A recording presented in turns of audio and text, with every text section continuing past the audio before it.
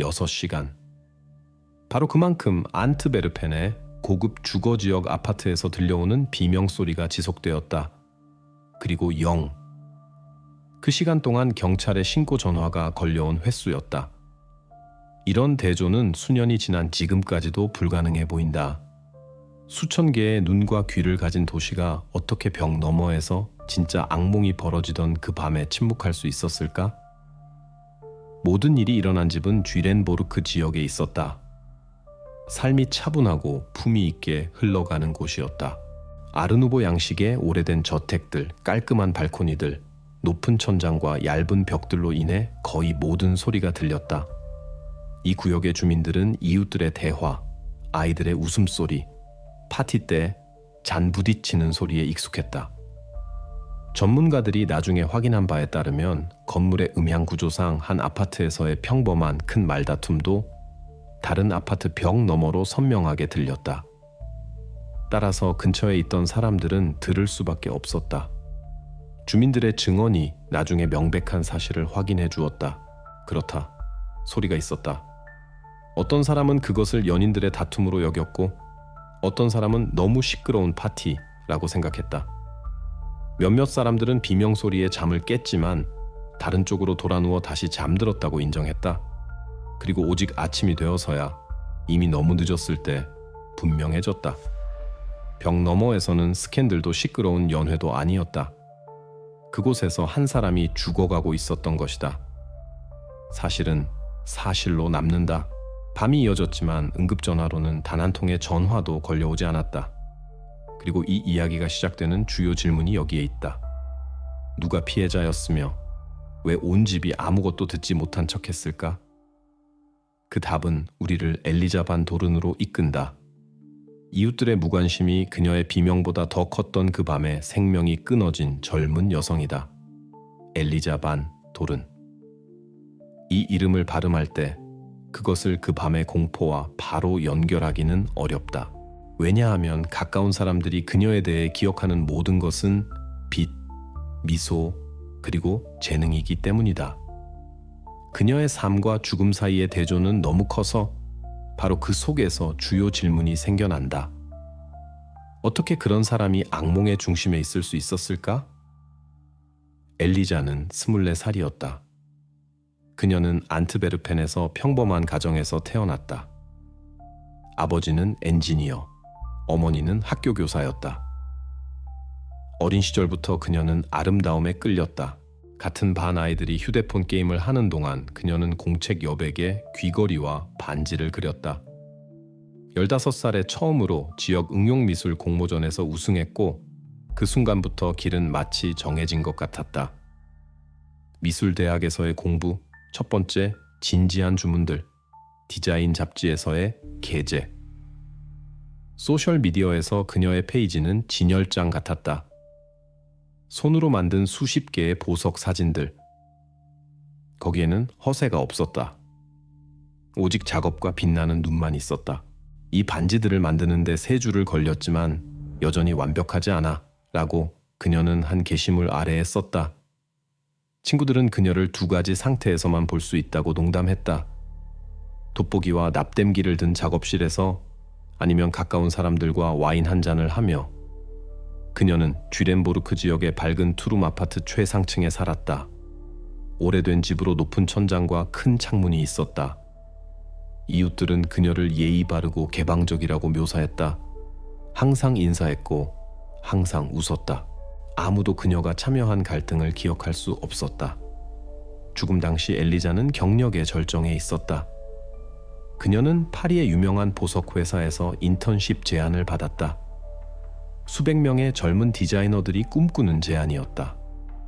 그녀는 이미 서류를 준비했고 친구와 숙소에 대해 논의했으며 가을 계획을 세우고 있었다. 모든 것이 이제 시작인 것 같았다. 바로 여기에 비극적인 역설이 있었다.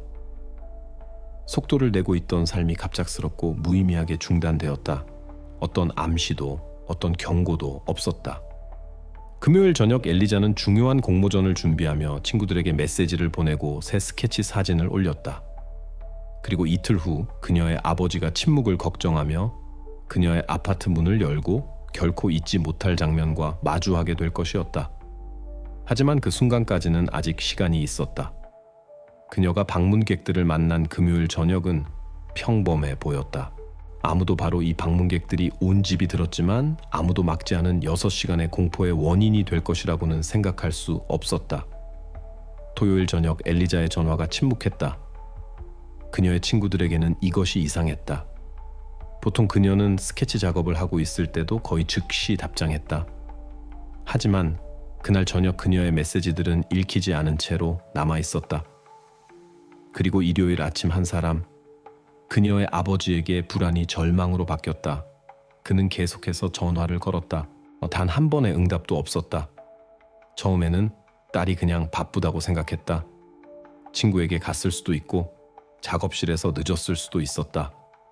하지만 침묵이 길어질수록 마음이 더 조여들었다. 일요일 저녁 그는 참지 못하고 쥐렌보르크에 있는 그녀에게 갔다. 그녀가 살던 집은 조용하고 평범했다. 잘 관리된 현관, 쇼핑을 마치고 돌아오는 이웃들. 밖에서 보기에는 어떤 재앙도 없었다. 하지만 아파트 문 뒤에는 죽음 같은 침묵이 지배하고 있었다. 그는 초인종을 눌렀고 문을 두드렸지만 응답이 없었다. 문은 잠겨 있었고 침입 흔적은 없었다. 자물쇠는 자동 걸쇠가 있어서 열쇠를 사용하지 않고도 밖에서 닫을 수 있었다. 이것이 범인들이 침입 흔적을 남기지 않고 아파트를 떠날 수 있었던 이유를 설명했다. 그때 남자는 구조대를 불렀다. 20분 후 계단에는 소방관들과 경찰이 서 있었다. 이웃들이 아파트에서 나와 서로를 바라봤지만 아무도 아무 말도 하지 않았다. 문을 부셨을 때 가장 먼저 눈에 띈 것은 어수선함이었다. 바닥에 널린 물건들, 넘어진 의자, 던져진 스케치들. 거실에서 그들은 그녀를 발견했다. 엘리자를. 시체가 바닥에 누워 있었고 근처에는 격투의 흔적이 있었다. 이미 그때 분명했다. 이것은 사고도 급작스러운 질병도 아니었다. 법의학자가 나중에 장기간의 학대의 특징을 보이는 다수의 상처를 기록할 것이었다. 아버지에게 이날은 모든 것이 바뀌는 선이 되었다. 그는 복도에 서서 깨달았다. 어제까지 미래 계획을 세우던 그 사람이 더 이상 결코 그에게 문을 열어주지 않을 것이라는 것을. 경찰은 그날 저녁 첫 번째 조서를 작성했다. 사건은 즉시 가중처벌 사유가 있는 살인으로 분류되었다. 아파트에서는 엘리자의 지갑도 일부 보석도 발견되지 않았다. 첫눈에 이것은 강도처럼 보였다. 하지만 세부 사항들은 다른 것을 시사했다.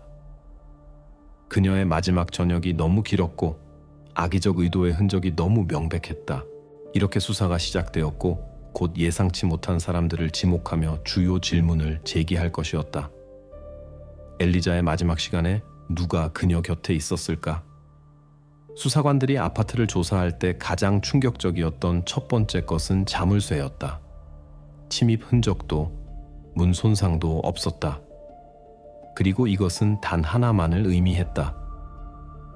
엘리자의 마지막 시간을 함께 보낸 사람은 힘으로 침입하지 않았다. 자발적으로 들여보내진 것이었다. 범죄수사 과학자들의 추가 결론은 상황을 더욱 끔찍하게 만들었다. 법의학 전문가는 사망 시간을 10월 16일 이른 아침으로 확정했다. 하지만 중요한 것은 날짜가 아니라 세부 사항이었다. 상처의 특성은 그것들이 5에서 7시간에 걸쳐 점진적으로 가해졌음을 보여주었다. 이것은 엘리자에게 밤이 고통스러운 시련으로 바뀌었고 그녀의 비명이 짧은 순간이 아니라 수시간 동안 계속되었음을 의미했다. 경찰은 거실과 부엌에서 격투의 흔적을 기록했다. 넘어진 의자들, 깨진 잔, 찢어진 스케치들, 바닥에는 여러 방으로 이어지는 핏방울들, 그리고 이 모든 것이 현관문이 온전한 상태에서 일어났다.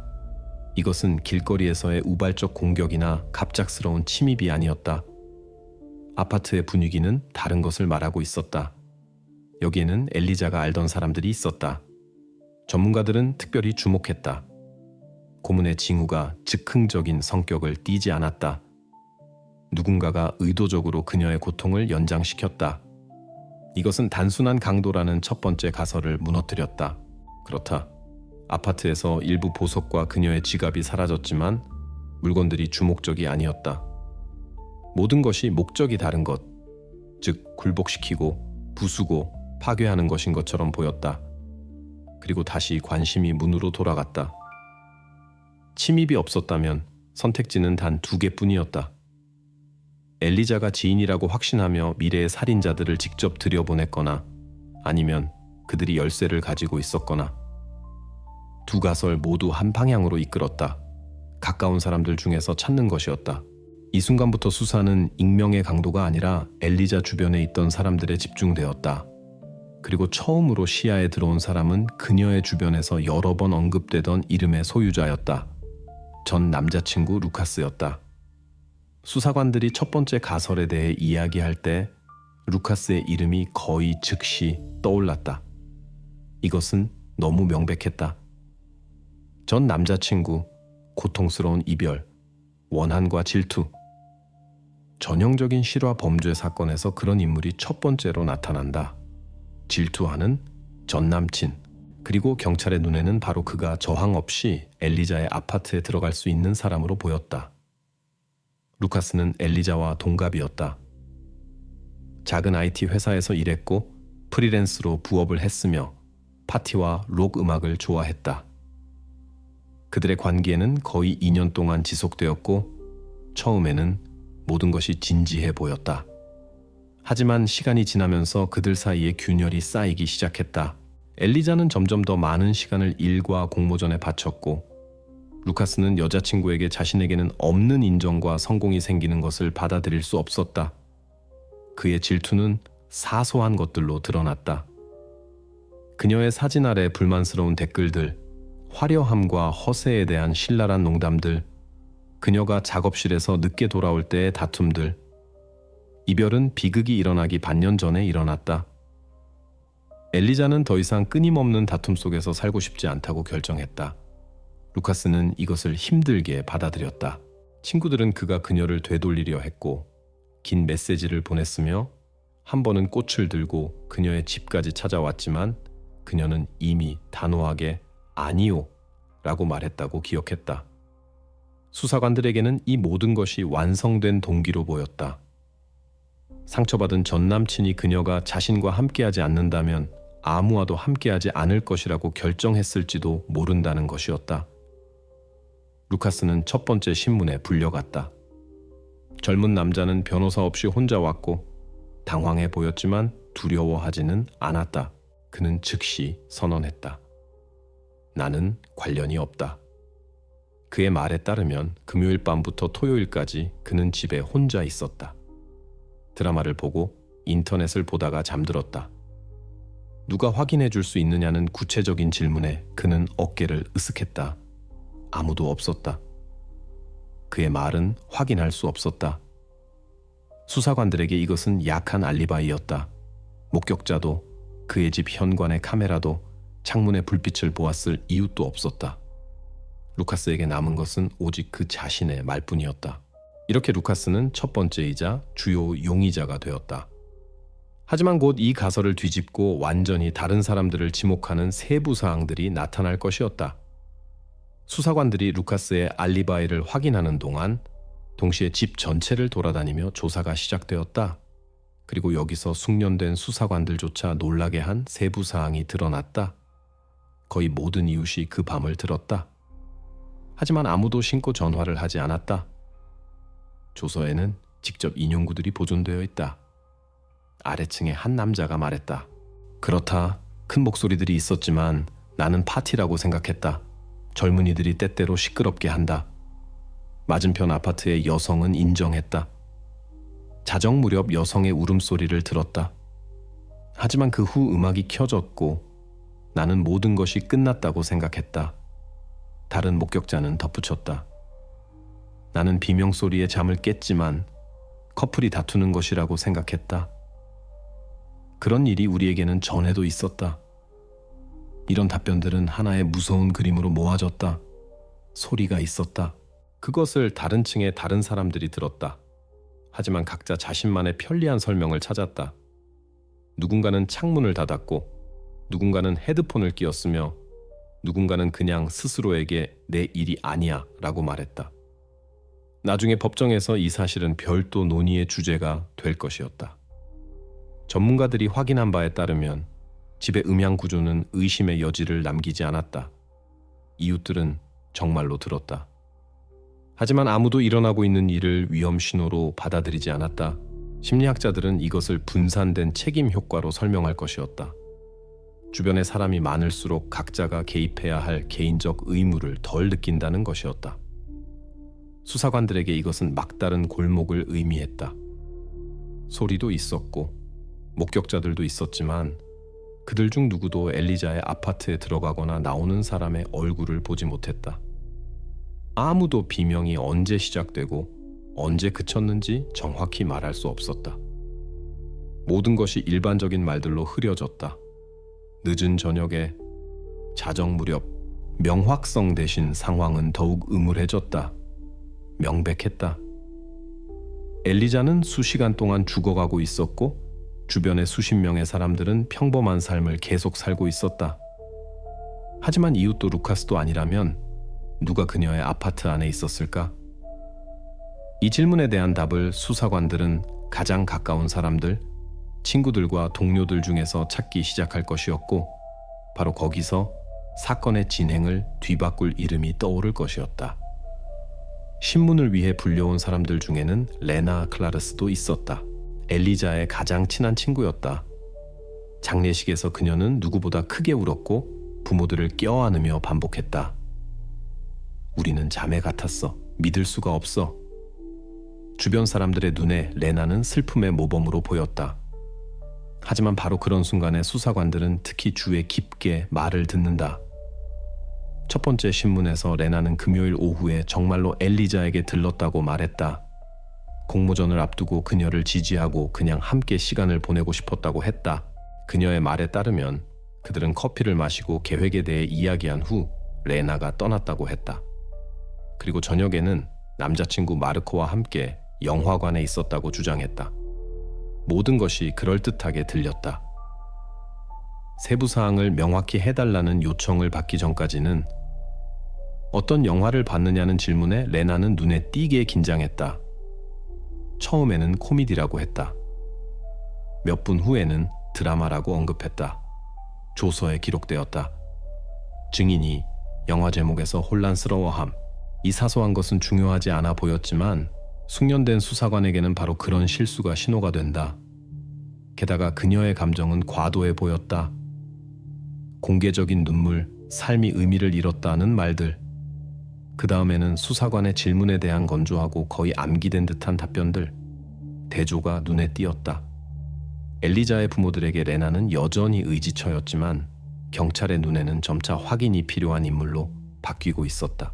만약 엘리자가 살인자를 집에 직접 들여보냈다면 가까운 사람 중 누군가였을 것이라고 추정하는 것이 논리적이었다. 그리고 함께 공부하고 일하고 비밀을 나누던 친구보다 누가 더 가까울까? 이렇게 레나의 슬픔은 다른 색조, 의심의 색조를 띠기 시작했다. 수사관들은 처음으로 생각했다. 눈물 뒤에 완전히 다른 진실이 숨어 있을지도 모른다고. 바로 이 순간부터 사건의 전환점이 시작될 것이었다. 곧 감시 카메라와 영화관 표가 게임에 참여할 것이고 바로 그것들이 레나와 마르코를 증인 범주에서 용의자 범주로 옮길 것이었다. 수사가 제자리에서 맴돌고 있을 때 겉보기에는 우연한 세부사항이 일어났다. 때때로 바로 그런 사소한 것들이 신중하게 구축된 알리바이를 무너뜨린다. 주민들을 재조사하는 과정에서 3층에 나이든 이웃 여성이 경찰의 관심을 끌었다. 첫 번째 신문에서 그녀는 아무것도 보지 못했다고 말했다. 오직 시끄러운 파티로 여긴 애매한 소리들만 들었다고. 하지만 며칠 후 그녀가 직접 다시 이야기하고 싶다고 요청했다. 그녀의 말은 진짜 전환점이 되었다. 여성은 인정했다. 아시다시피 한 가지를 기억했어요. 그날 밤 이미 늦었을 때 쓰레기를 버리러 나갔다가 현관에서 레나와 마르코가 나오는 것을 봤어요. 그들은 빠르게 걸었고 거의 뛰었어요. 레나는 가방을 들고 있었고 마르코는 주변을 살펴보고 있었어요. 이상하다고 생각했지만 신경 쓰지 않았어요. 이 기억이 핵심이 되었다. 여성이 말한 시간 새벽 2시 반 무렵은 법의학 전문가의 데이터에 따르면 엘리자가 아직 살아있던 시간과 일치했다. 그리고 가장 중요한 것은 여성의 말이 레나의 알리바이를 완전히 무너뜨렸다는 것이었다. 신문에서 그녀는 온 저녁과 밤을 마르코와 영화관에서 보냈다고 주장했으니까 수사관들은 즉시 이 버전을 확인했다. 영화관 알리바이가 실패한 후 수사관들은 수색 영장을 받았다. 더 나아가 더 많은 것이 있었다. 영화관 로그는 그들의 표 스캔이 없었음을 보여주었다. 시스템이 입장을 기록하지 않았다. 경찰에게 이것은 첫 번째, 진짜 돌파구였다. 그 전까지는 모든 것이 추측에 의존했다. 흔들리는 알리바이를 가진 전 남자친구, 일반적인 말들을 하는 이웃들. 그런데 이제 구체적인 목격자가 나타났고 그녀는 결정적인 시간에 레나와 마르코를 봤다. 이 말들은 단순한 증거가 아니라 전체 수사 방향을 뒤바꾼 것이 되었다. 아직 얼마 전까지 비통한 친구로 보였던 레나는 갑자기 모든 의혹이 모이는 인물로 바뀌었다. 이제부터 원이 그들의 주소에서 닫혔다. 바로 거기서 수사관들은 더 이상 우연으로 설명할 수 없는 것, 즉 엘리자의 아파트와 그녀의 마지막 저녁과 직접적으로 연결되는 물건들을 찾을 것이었다. 경찰이 레나와 마르코의 알리바이를 확인하기로 결정했을 때 모든 것이 설득력 있게 보였다. 영화관 데이터베이스에는 정말로 표 구매가 기록되어 있었다. 저녁 상영의 2자리, 마르코의 카드로 결제. 첫눈에 이것은 그들이 엘리자의 아파트가 아니라 그곳에 있었다는 반박할 수 없는 증거였다. 의혹이 무너질 수 있을 것 같았다. 하지만 그 다음에 이 깔끔한 그림을 파괴한 확인 작업이 시작되었다. 수사관들은 입구와 로비의 카메라 녹화를 요청했다. 이것은 일상적인 절차였지만 바로 그것이 결정적이 되었다. 그날 저녁 상영관의 모든 시간 동안의 녹화가 보존되어 있었다. 그리고 여기 역설이 있었다. 표는 구매되었지만 레나와 마르코 자신은 화면에 나오지 않았다. 전문가들은 매 분을 살펴봤다. 카메라들은 모든 관람객을 기록했다. 누가 왔는지, 누가 나갔는지, 누가 매표소에서 머뭇거렸는지. 화면에는 수십 개의 얼굴이 있었지만 레나도 마르코도 찾을 수 없었다. 상영 시작 때도, 중간에도, 끝난 후에도. 이 사실은 수사에 차가운 충격이 되었다. 이제는 분명했다. 부부는 미리 표를 사서 엄호하려 했지만 영화관에는 가지 않았다. 그들의 알리바이가 무너졌다. 이 세부 사항을 마르코 전화의 위치 정보라는 또 다른 기술적 순간이 강화했다. 금요일 저녁 그의 휴대폰은 영화관 지역이 아니라 쥐렌보르크 근처, 바로 엘리자의 아파트가 있던 곳에서 활동했다. 모든 퍼즐 조각들이 맞춰지기 시작했다. 밤에 현관에서 그들을 본 나이든 이웃, 외부 카메라들의 종합이 그들이 쥐렌보르크 지역에 있었음을 확인했다. 그리고 이제 종이에만 존재하고 현실에는 없었던 표들까지. 경찰에게 이것은 한 가지를 의미했다. 거짓말, 그리고 우연한 것이 아니라 신중하게 준비된 것. 레나와 마르코는 환상을 만들려 했지만 바로 전문가 조사와 카메라 덕분에 그것이 무너졌다. 바로 이후에 수사관들은 다음 단계를 결정했다. 그들의 아파트 수색. 그들이 거기서 찾을 것은 최종적으로 사건을 의혹 범주에서 기소 범주로 옮길 것이었다. 레나와 마르코의 알리바이가 실패한 후 수사관들은 첫 번째 용의자인 루카스에게 돌아갔다. 그의 인물은 처음에 너무 적절해 보였다. 전 남자친구, 어려운 이별, 엘리자의 성공을 받아들이지 못함. 하지만 기소하기 위해서는 감정이 아니라 사실이 필요했다. 휴대폰 회사에 대한 요청이 최종 답을 주었다. 루카스의 전화는 밤새 집 와이파이 범위에 있었다. 신호가 저녁 8시부터 아침까지 끊김없이 안정적으로 기록되었다. 이것은 그가 아파트를 떠나지 않았다는 것을 의미했다. 그가 엘리자의 집에 있을 수 있다는 가설이 완전히 무너졌다. 수사관들은 메시지들도 분석했다. 그날 저녁 루카스는 정말로 온라인에 있었다. 메신저들이 늦은 저녁까지 활동을 기록했고 그 다음에는 아침까지 중단되었다. 어떤 외출도 어떤 의심스러운 연락도 없었다. 주관적인 질투는 더 이상 의미가 없었다. 경찰에게 이것은 철석 같은 논증이었다. 루카스는 무관했다. 그리고 이것이 수사의 진행을 뒤바꾸었다. 전 남자친구가 제외되면 오직 한 가지 선만 남았다. 레나와 마르코. 표와 함께한 그들의 거짓 알리바이, 인근 거리에서 목격된 차, 이웃의 증언, 그리고 이제 루카스의 깨끗한 알리바이와의 대조. 모든 화살이 바로 그들을 가리켰다. 공식 문서에는 그때 핵심적인 정의가 나타났다.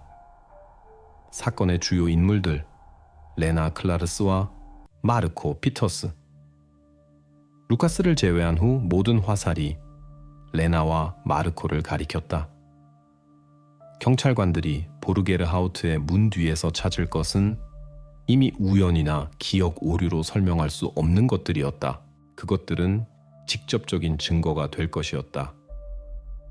수색영장이 서명되었을 때 수사관들에게는 이미 동기에 대한 그림이 그려지고 있었다. 하지만 왜 레나와 마르코가 그런 일을 할 수 있었는지 이해하기 위해서는 그들의 과거로 돌아가야 했다. 겉으로 레나는 엘리자의 헌신적인 친구로 보였다. 그들은 미술대학에서 함께 공부했고 함께 공모전에 참가했다. 소셜미디어에서는 그들이 껴안고 웃으며 우리는 팀이라고 게시물에 써놓은 수십 장의 사진을 찾을 수 있었다. 하지만 이 외관 뒤에는 다른 현실이 숨어 있었다. 레나도 디자이너가 되고 싶어 했다. 또한 성공하고 싶어 했다. 하지만 거의 항상 두 번째로 남았다. 엘리자가 상을 받으면 레나는 참가 증서로 만족해야 했다. 엘리자가 계약에 서명하면 레나는 기다림에 머물렀다. 마지막 타격은 비극이 일어나기 일주일 전에 일어났다. 파리 보석 회사에서의 명망 높은 인턴십. 둘 다 지원했고 둘 다 예비 선발을 통과했다. 하지만 제안은 오직 엘리자에게만 했다. 렌에게 이것은 단순한 실망이 아니었다. 이것이 끓는 점이 되었다. 그녀의 남자친구 마르코는 불에 기름을 부었다. 젊은 남자는 파란만장한 과거를 가지고 있었다. 싸움으로 인한 경찰서 연행, 시끄러운 저녁에 대한 이웃들의 불만, 직장에서의 갈등. 그는 성급했고 쉽게 흥분했으며 종종 주먹으로 문제를 해결했다. 바로 그런 결합, 레나의 야망과 마르코의 공격성이 엘리자에게 치명적이 되었다. 이제 수사에는 전 남자친구의 질투보다 훨씬 더 중요한 새로운 동기가 나타났다. 그것은 시기였다. 독성이 있고 수년 동안 쌓이고 불공정함에 대한 감정으로 뒷받침된 레나는 그녀의 가장 친한 친구가 자신이 되고 싶었던 사람이 된 것을 받아들일 수 없었다. 경찰에게 이것은 중요한 발견이었다.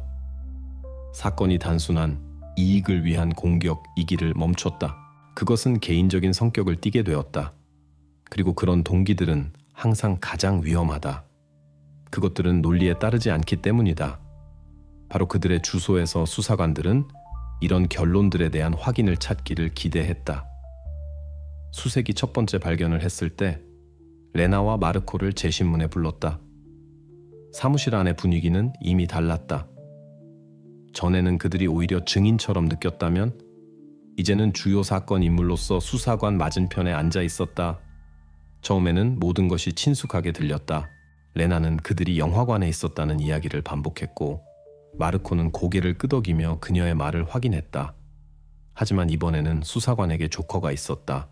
그는 테이블에 프린트물을 놓았다.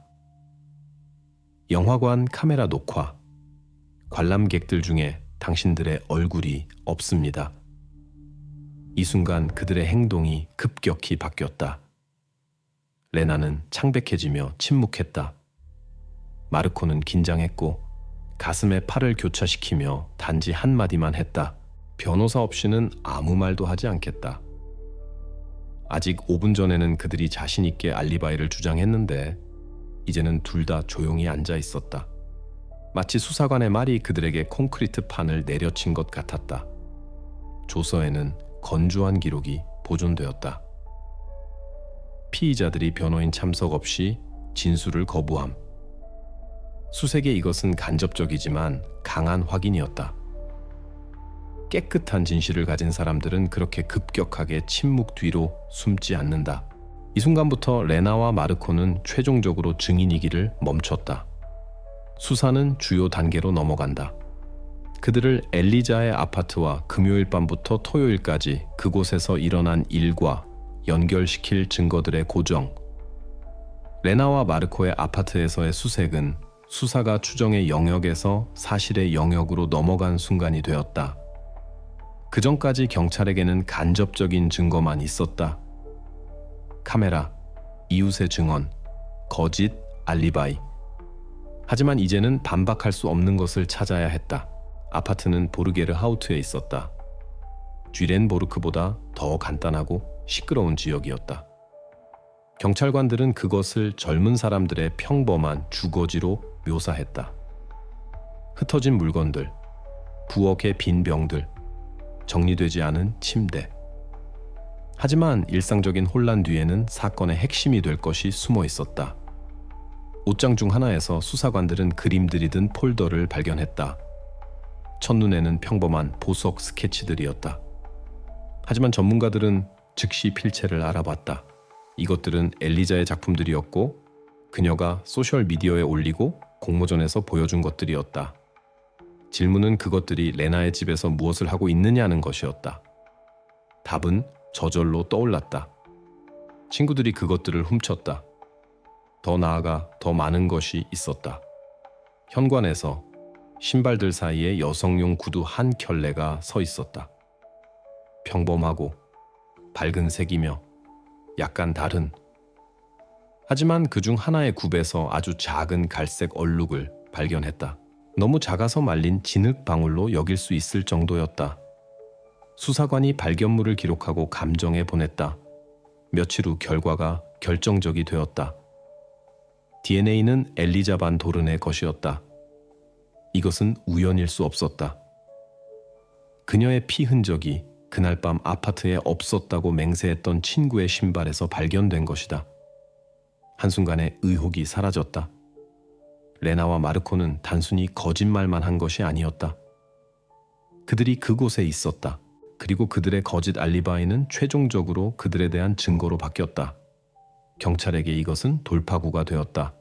이제 사건은 추측을 필요로 하지 않았다. 반박할 수 없는 증거가 나타났다.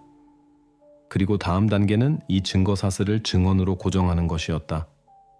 사실의 압력하에 그들 중 하나는 말해야 했다. 감정이 구두의 피가 엘리자의 것임을 확인했을 때 수사관들은 알았다. 압박의 시간이 왔다고. 레나와 마르코를 다시 서로 맞은편에 앉혀놓았다. 이번에는 테이블에 증거 사진들이 놓였다. 스케치들, 구두들, 전문가, 결론서. 레나는 움직이지 않고 앉아서 한 점을 바라보고 있었다. 그녀의 얼굴은 돌처럼 되었고 그녀는 단지 반복했다. 변호사 없이는 아무 말도 하지 않겠어요.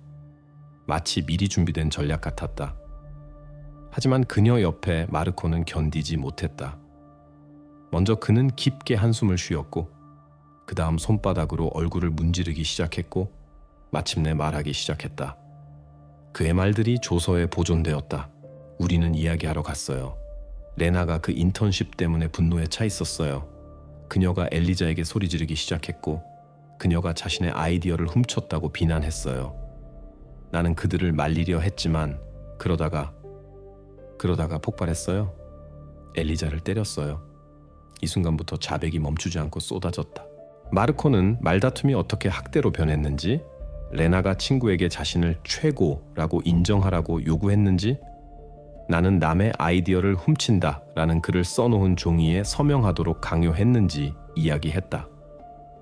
그는 자신이 때렸고 레나가 그녀의 얼굴에 소리 지르는 동안 엘리자를 붙잡고 있었다고 인정했다.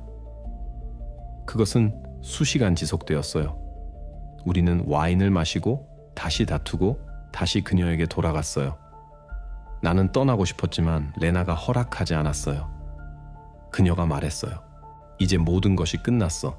만약 우리가 떠나면 그녀가 모든 것을 말할 거야 라고. 마지막에 마르코는 마침표를 찍는 문장을 말했다. 내가 손으로 했지만 모든 것은 그녀에서 시작되었어요. 그녀가 나를 밀어붙였고 그녀가 조종했어요. 레나 없이는 이런 일이 일어나지 않았을 거예요. 조서가 자백을 완전히 기록했다. 수색에 이것은 전환점이 되었다. 참가자 중 한 명이 자신의 죄뿐만 아니라 조직자로서의 레나의 역할도 인정했다. 이제 증거와 말들이 일치했다. 법정 앞에는 이미 증인들 한 쌍이 아니라 종신형을 받을 2명의 피고인이 서 있었다. 이제 사건은 법정에 맡겨졌다. 판결을 내리고 사회에 처음부터 제기되었던 질문들에 대한 답을 주는 것이었다. 시기와 이웃들의 침묵이 어떻게 함께 벽 뒤에 6시간 지옥으로 이어졌는지에 대한. 마르코의 자백은 수사의 가장 끔찍한 부분, 즉 그 밤의 재구성에 대한 열쇠를 주었다. 그전까지 경찰에게는 조각들만 있었다. 벽 뒤의 소리들, 이웃들의 증언, 레나의 이상한 행동, 피, 흔적들. 하지만 바로 그의 말이 사건들을 거의 분 단위로 복원하고 주요 공백, 즉 쥐렌보르크의 아파트를 고문의 장소로 바꾼 6시간을 채울 수 있게 했다. 10월 15일 저녁은 평범한 금요일로 시작되었다. 엘리자는 집에 있었고 공모전을 준비하며 자신의 스케치들을 검토하고 있었다. 레나와 마르코가 문을 두드렸을 때 그녀는 망설임 없이 열었다. 레나는 그녀의 가까운 친구로 여겨졌고 어떤 위험도 예상하지 않았다. 그들은 와인 한 병을 가지고 왔는데 마치 그냥 함께 시간을 보내려는 것 같았다. 하지만 대화는 처음부터 잘못된 방향으로 갔다. 처음에는 일에 대한 이야기였다. 레나가 엘리자가 받은 파리에서의 명망 높은 인턴십을 언급했다. 말들이 원망스럽게 들렸고 점차 그녀의 목소리가 더 커졌다. 엘리자는 모서리를 부드럽게 하려고 했고 그들의 각 성취가 노력으로 얻어진 것이라고 설명하려 했지만 긴장이 커졌다. 아파트 안의 분위기가 달아올랐다. 말다툼이 큰 목소리로 바뀌었을 때 마르코가 견디지 못하고 끼어들었다. 처음에는 짜증의 몸짓이었고 그 다음에는 폭발이었다. 아파트에서 혼란이 시작되었다. 바닥의 유리 조각들, 테이블에 구겨진 스케치들, 급하게 정리하려던 흔적들. 이 순간부터 평범한 말다툼이 악몽의 밤으로 바뀌었다. 시간이 천천히 흘렀다. 이웃들은 비명을 들었고 때때로 켜지고 꺼지는 음악을 들었지만 각자 자신만의 설명을 찾았다. 누군가는 여자에게 파티가 있다고 생각했고 누군가는 커플의 다툼이라고 생각했다. 벽 뒤에서는 그들 중 누구도 인정하고 싶지 않은 일이 일어나고 있었다. 마르코는 나중에 여러 번 멈추자고 제안했다고 말했다. 하지만 레나는 고집했다. 그녀가 인정해야 해. 말다툼이 굴욕으로 바뀌었다. 엘리자는 설득하려 했고 그들에게 떠나달라고 부탁했지만 이것은 오히려 기름을 부었다. 레나에게 모든 것이 원칙의 문제가 되었고 한 번에 영원히 자신의 우월성을 증명할 기회가 되었다. 밤이 이어졌다. 창문 밖에서 거리가 비었고 도시가 잠들었으며 아파트 안에서는 시간이 멈춘 것 같았다. 매 시간이 더 무거워졌다. 그들이 가져온 와인이 그들을 더욱 부주의하게 만들었다. 어느 순간 마르코의 말에 따르면 그는 문 밖으로 나가고 싶었지만 레나가 그를 막았다. 그녀는 이해했다. 만약 엘리자가 살아남으면 진실이 드러날 것이라는 것을. 새벽녘에 결말이 왔다. 엘리자의 힘이 다했다. 그녀는 거의 저항하지 않았지만 그냥 놔달라고 부탁했다. 이 순간 마르코가 테이블에서 무거운 조각상을 잡았다. 한 번의 타격, 또 한 번, 그리고 침묵이 찾아왔다. 새벽 3시까지 모든 것이 조용해졌다. 여러 시간 지속된 밤의 악몽이 갑작스러운 침묵으로 끝났다. 레나와 마르코는 이제 전쟁터를 연상시키는 아파트의 침묵 속에 남았다. 그들은 자동적으로 행동했다. 흔적을 닦고 몇 가지 물건을 모았는데 마치 강도의 모습을 만들고 싶어 하는 것 같았다. 가장 중요한 것은 바로 그 조각상을 가져간 것이었다. 돌아가는 길에 그들은 쉘대 강 위의 다리에서 멈춰서 그것을 강에 던졌고 물이 모든 것을 감출 것이라고 희망했다. 이 조각상은 정말로 거의 한 달 동안 시야에서 사라졌다. 하지만 마르코가 압박을 받아 자백하고 그것에 대해 이야기했을 때 잠수부들이 그것을 바닥에서 건져 올렸다. 표면에는 엘리자의 아파트와 범죄를 영원히 연결하는 흔적들이 보존되어 있었다. 수색의 이 재구성은 주요 질문의 해답이 되었다. 처음에는 불가능해 보였던 것, 즉 어떻게 6시간 동안 비명을 지르고도 도움을 받지 못할 수 있었는지가 끔찍한 진실로 밝혀졌다. 많은 사람이 비명을 들었지만 아무도 개입하기로 결정하지 않았다. 이제 경찰에게는 전체 사슬이 있었다. 동기, 시간 순서, 증거, 그리고 자백. 사건이 최종 단계로 넘어갔다. 시기, 배신, 그리고 잔혹함 자체 못지않게 살인적이었던 무관심에 대한 이야기에 마침표를 찍어야 할 재판. 사건이 법정에 이르렀을 때 홀에는 거의 만질 수 있을 정도의 긴장이 지배했다. 엘리자의 가족이 앞줄에 앉았고 이웃들이 의무감으로 왔으며 기자들이 펜을 준비하고 있었다. 피고석에는 레나와 마르코가 있었다. 모든 것이 이미 분명해 보였지만 변호 측이 마지막으로 사건의 진행을 바꾸려 시도했다. 레나의 변호사는 소녀가 남자친구의 강한 영향에 있었다는 방어선을 구축했다. 그는 마르코가 성급했고 범죄의 과거를 가지고 있었으며 바로 그가 먼저 폭발했고 레나는 단지 끌려 들어간 것이며 일어나고 있는 일을 멈출 수 없었다고 주장했다.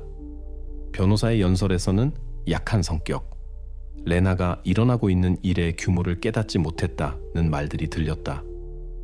이 모든 것이 배심원들에게 의혹을 심어주어야 했다. 하지만 검찰은 사실로 답했다. 테이블에는 증거 사진들이 놓였다. 레나의 집에서 발견된 엘리자의 스케치들, 피 얼룩이 있는 구두들, 그들의 얼굴이 나타나지 않은 카메라 녹화들, 밤의 현관에서 나오는 그들을 본 이웃의 증언, 그리고 가장 중요한 것은 레나를 갈등의 주동자로 직접 지목한 마르코의 자백이었다. 이 모든 증거들이 말로 파괴할 수 없는 그림으로 모아졌다. 너무 많은 우연, 너무 많은 증거, 오직 그들 둘만을 향하는 너무 많은 흔적들. 판결 선고의 순간이 왔을 때 홀이 일어섰다. 판사는 침착하게 말했지만 매 단어가 타격처럼 들렸다. 레나 클라르스와 마르코 피터스는 가중처벌 사유가 있는 고해 살인죄로 유죄를 인정받습니다. 형벌은 둘 다 종신형입니다. 엘리자의 가족에게 이것은 오랫동안 기다린, 하지만 쓰라린 완결이었다. 아무도 기뻐하지 않았다. 판결이 딸을 되돌려줄 수는 없었다. 하지만 정의가 승리했고 그녀의 생명을 빼앗은 자들은 더 이상 결코 자유로워지지 않을 것이었다. 전체 지역에게 이것은 교훈이자 상기시켜주는 것이 되었다. 무관심도 결과를 가진다는 것을. 만약 그날 밤 단 한 통의 전화라도 경찰에 걸려왔다면 결과가 달랐을 수도 있었기 때문이다. 그리고 앞으로는 이 이야기의 마지막 점만이 남았다.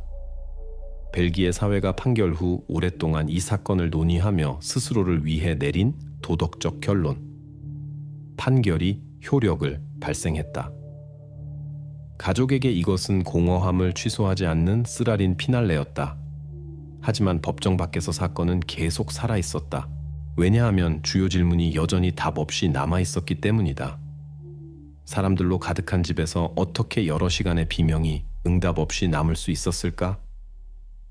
이 주제는 격렬한 논쟁을 불러일으켰다. 신문들은 범죄자들뿐만 아니라 안트베르펜의 조용한 이웃들에 대해서도 썼다. 사회는 논쟁하고 설명을 찾았지만 주민들에 대한 법적 책임은 따르지 않았다. 하지만 엘리자의 부모와 그녀의 친구들에게 그런 설명들은 변명처럼 들렸다.